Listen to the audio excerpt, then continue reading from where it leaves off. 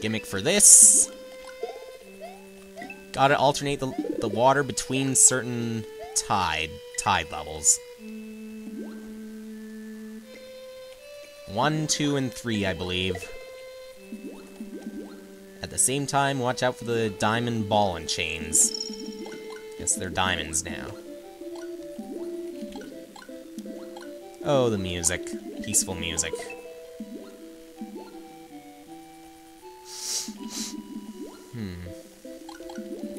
And why did that fish just go down? Okay, this is a 3. Meaning that the water... I think it goes higher. Yep, it's higher.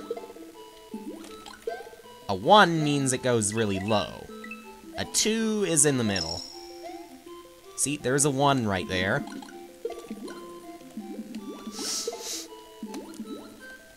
So we'll see. Alright.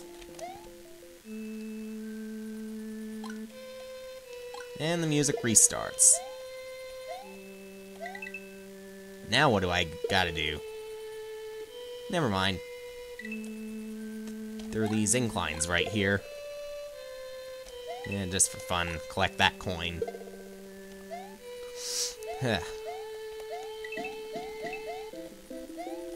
And a 2. Meaning that's somewhere in the middle.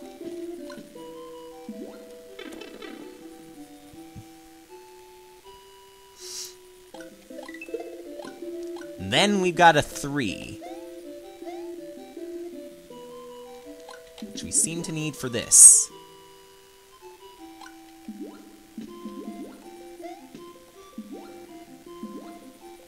Not even. However, since it is a 3, and we're on a different part of the level, we are making progress.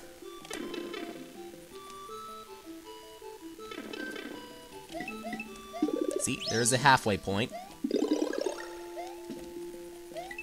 Huh. One of these slow-moving carrot platforms, I suppose. Only this time, looks like just a mechanical platform. Into the boss door. Boss's door.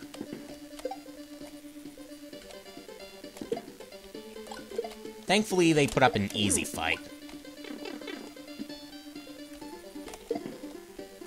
Still likely to do stupid things, though.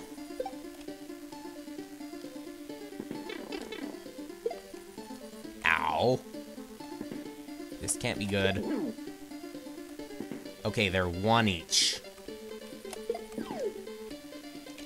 Don't need that shell. Guess I could use that one, but I gotta start this battle over. Another shot. Speaking of shot, that was kind of shot-y. At least you can bounce them off walls for aim.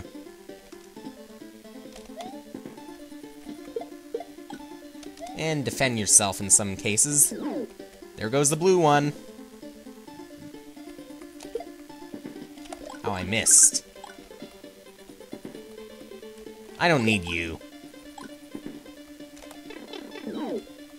I'm in the middle. Alright. You gotta be kidding me. Well, into the pipe.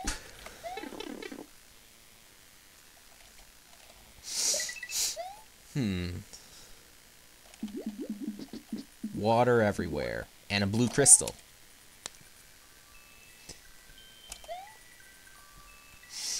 Free! Free! I'm finally free! I can return to the world. Wait, who do I see? Ah, you saved me from a crystal prison. The time has come.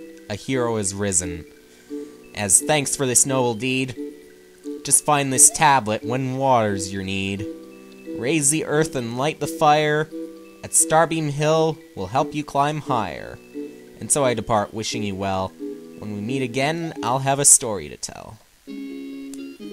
After crossing an expansive sea, eating strange mushrooms, and exploring the Solunar Islands, Mario freed the Spirit of Water.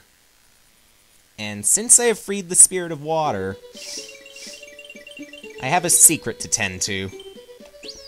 A secret back in the Earth Temple. I could not complete it at first because I did not have the blue switch, but now I do. Water, drain pipe. Next. Allows me to go higher. Probably for a secret. And an iffy trampoline. Ooh. Keyhole.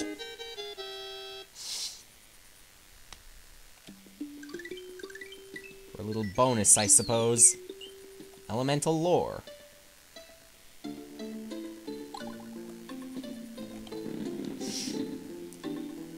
Day 9. At last, I have reached the desert. Instead of the tall, snowy peaks back home, I see smooth, rolling dunes every which way. The sand beneath my feet feels so different, but it's so similar to the snow back home.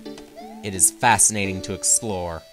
My water canteen is nearly empty, though I heard there's an oasis somewhere, home to strange dragon-like creatures. They better not try to eat me. But for now, I continue my exploration. My father always said, "Son, my life is like a string. Or, life is like a string. Hold it firmly, unwavering, approaching life with clear, steady objective and purpose. You will go far." Wandering the desert, aimlessly, with not a drop of water, I realize he may have been right. Perhaps this journey was useless. I'm getting too tired. Tired and thirsty. Dad, is that you, Dad? Why are you disappearing? No, please don't be a mirage. Don't leave me all alone. So tired. The sand looks soft. It wouldn't hurt to rest in the nice, soft sand. Just for a little while. Why, I can't begin to write about what happened to me today. I awoke to find myself in a bed, surrounded by talking mice. They explained that I had been found collapsed in the desert, and they brought me to their village so I could recover. They had never seen someone like me before, and were fascinated. I told the villagers my story, from my early desire to explore all of Elementia, to my journey in the desert. We then exchanged stories and myths from our cultures, even though we had different stories to tell. Our societies weren't so different after all. We both learned to live in harsh climates, working together alongside friends and family. And so I regained my strength and departed, bringing plenty of food and water they kindly gave me. But before I headed home at last, I left my new friends, my katana, in the hopes it would be passed down the generations along with our unique story, our first contact.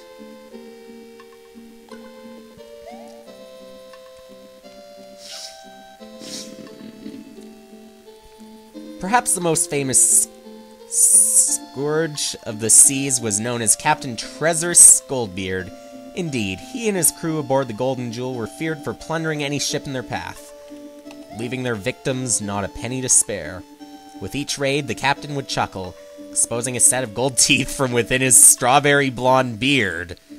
He would then claim all the valuables for himself, stuffing them in his enormous treasure chest. Captain never spent or shared his wealth, instead simply gazing at it. One day, the Golden Jewel had an especially bountiful raid. Mountains of coins and gems were thrown in the chest, and it never filled. But something was amiss as they set sail. "The ship is sinking!" cried a crewman. The water was beginning to engulf the ship. "Your treasure chest must be weighing us down. We have to take some loot out," cried another crewman. "No!" screamed Goldbeard. "I would rather let the whole ship sink than lose a single piece of treasure." And so Goldbeard and his crew simply watched as the water continued to rise. Some men tried to lighten the load by throwing barrels and cannons overboard, but it was no use. Soon the entire ship was submerged in water. Goldbeard watched in horror as his treasure chest sunk along with it. No one knows what happened to Goldbeard and his crew after losing their ship. However, it is said that the treasure chest is still at the bottom of the sea, and that it is guarded by the ghosts of Goldbeard's pet parrot.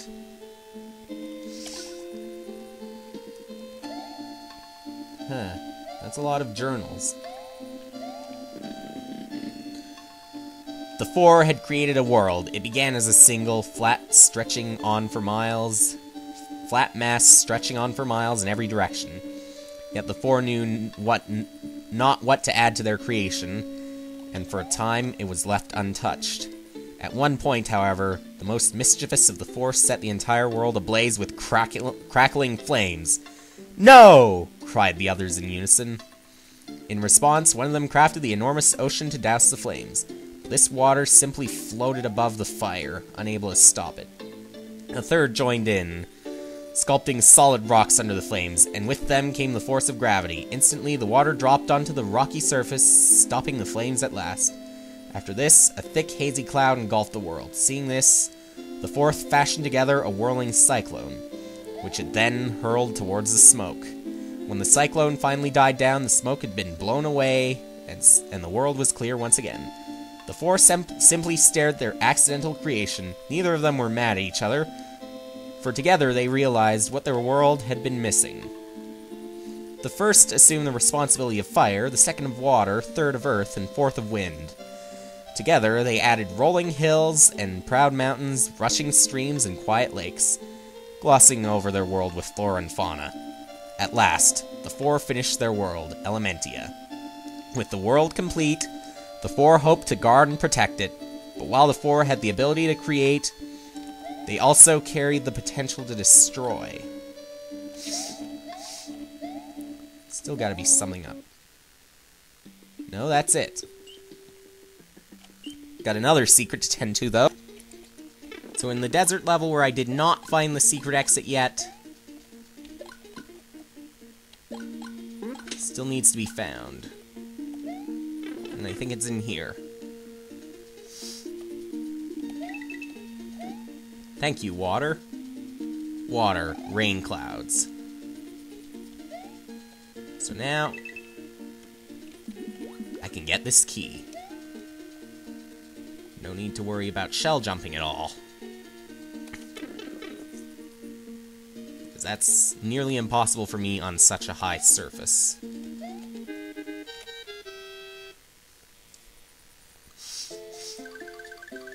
Leading me up to Yoshi's Oasis. Yep, sounds like an oasis. And it looks like I'm going left for now.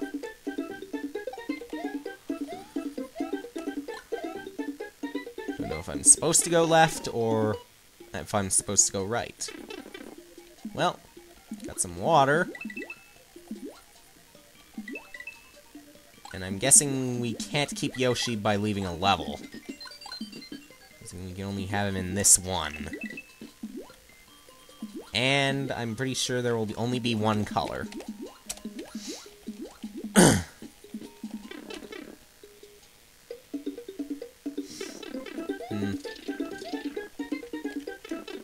At least it will still count as an exit anyway. It's just a yellow level.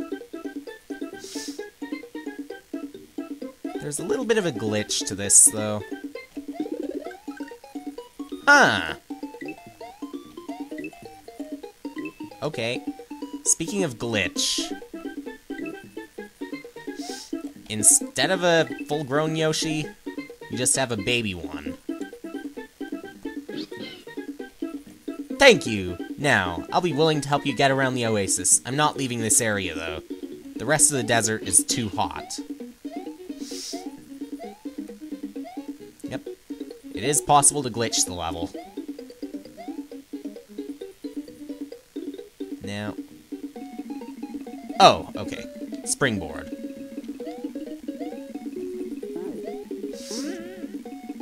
If you get stuck in this level, you would die.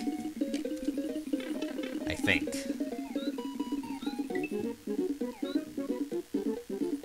Because of the heat, Yoshi's probably hungry. How would I get up there?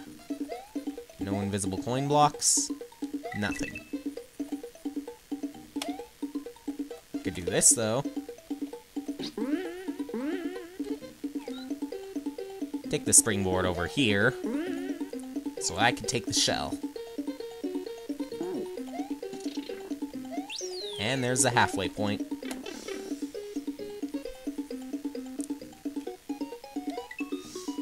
What? You're not leaving? It looks like it's getting a little bit colder. Yeah. Perhaps cold and the nighttime are not really related to each other. Well, we gotta wait for this water to rise.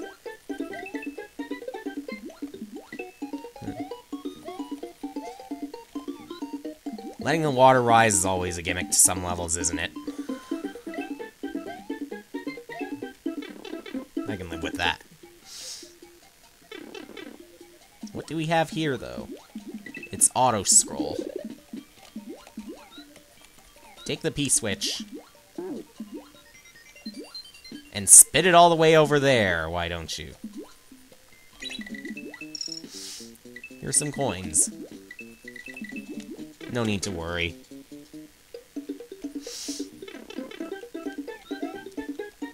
After this level, I'll only have 6 more exits to go. Careful with this. If you do it wrong, you'll end up jumping upwards.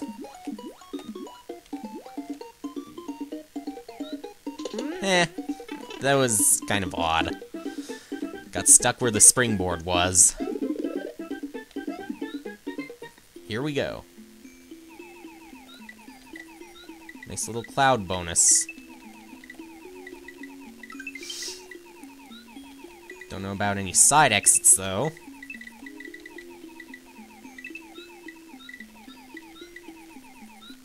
Shining red sky. Probably shouldn't be surprised since it's a desert. Red sky has something to do with fire, which might be kind of common in a desert. Might be a lot of oxygen or something. Or maybe there's very little fire at all because of the excess heat. But whatever.